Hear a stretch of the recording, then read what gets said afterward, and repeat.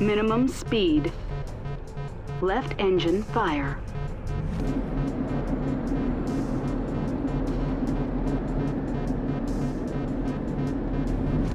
Hydraulics failure.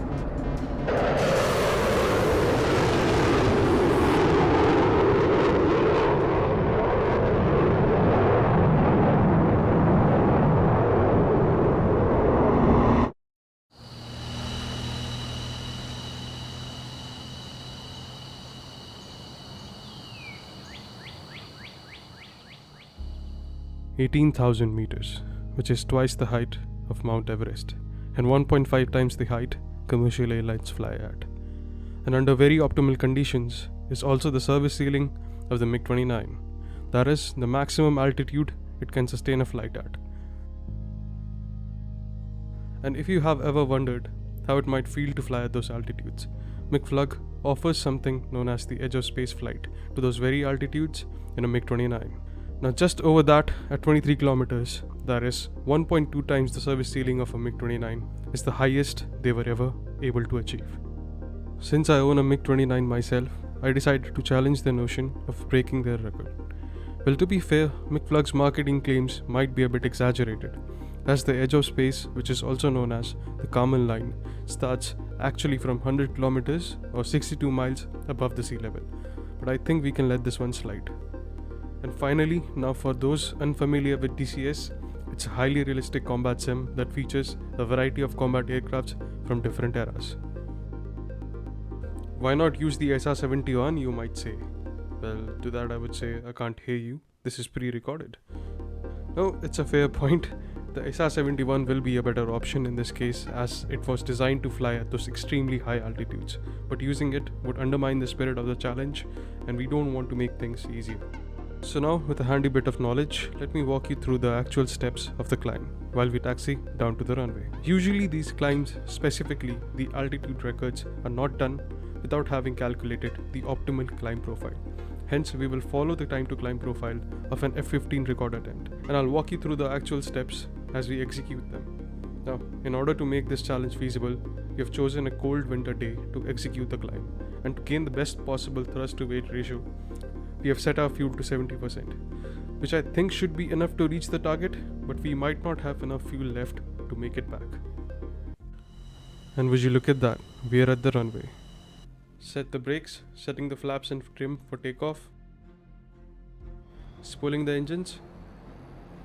Afterburners engaged.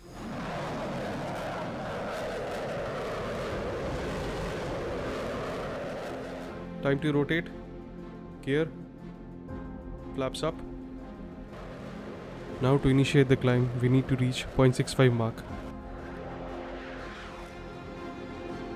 0.65 mark, pulling back and maintaining 2.5 G pull till ML1. As I took off from the runway and began my ascent, I could feel the power of the MiG-29 beneath me. It was a thrilling sensation knowing that I was in control of this beast of a machine.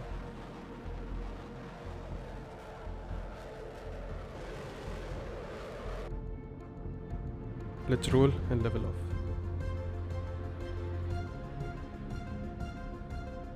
The next step is to reach the speed of Mach 2.2, and at this altitude, it is pretty much the max speed for the MiG-29.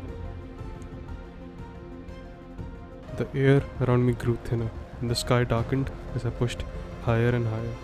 It was a strange and disorienting feeling, but I needed to stay focused and keep my eyes on the instrument. I cautiously crept forwards towards the needed speed of 2.2 Mach before attempting a 4G pull to 60-degree angle of attack. Okay, we are now at 2.2, pulling back to 60 degrees at 4G, and now we need to hold the aircraft until we reach the max altitude.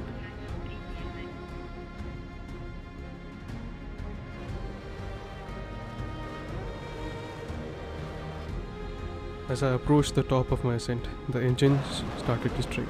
Speed was decreasing and I was unsure if we'd make it. I tried to push the throttle forward, but it was already pinned to max.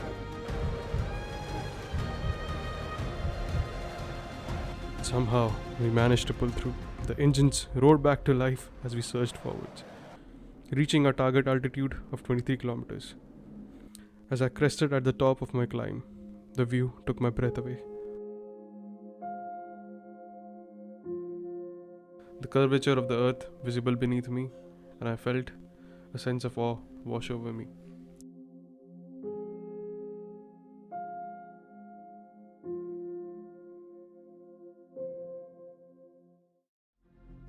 But the challenge wasn't over yet.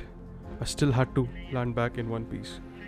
And with the limited fuel remaining, I could only hope I had enough to glide back with the engine split out. So turning back to 080 bearing, that is the direction we came from. I'll need to maintain minus 10 degrees nose down attitude to have the optimal glide.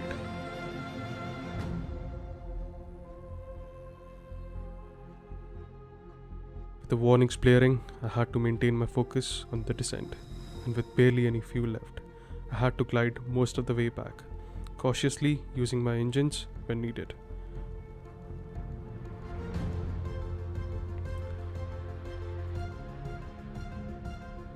I can see the runway now. It's 20 kilometers away, and the fuel indicator is at 0. I'm going to give it a little bit of throttle intermittently so I can maintain the speed over 650. Oh my god, it's draining the fuel even when I'm at idle.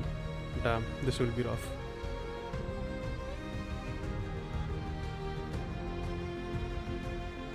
Oh no, I'm out of fuel now, and my engines have bled out. At this moment, I was just a glorified glider with an ejection seat. Oh boy, I need to slow down to under 400 before I reach the runway. With no fuel remaining, I had only one shot at landing. And if I'm not able to slow down quick enough, the challenge might remain incomplete. Extending the air brakes and flaps. I think I need to perform a side slip to reduce my speed further. I'm still overspeeding. This might end up badly.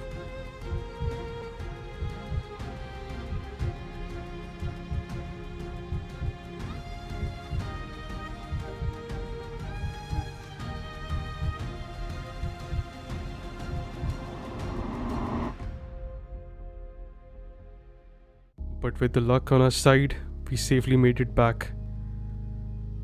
Man, that was intense. My heart actually sank when the engines ran out of fuel. But at least we were able to make it this time. And hopefully you enjoyed it too. And with that, thanks for watching, and I'll catch you on the next adventure.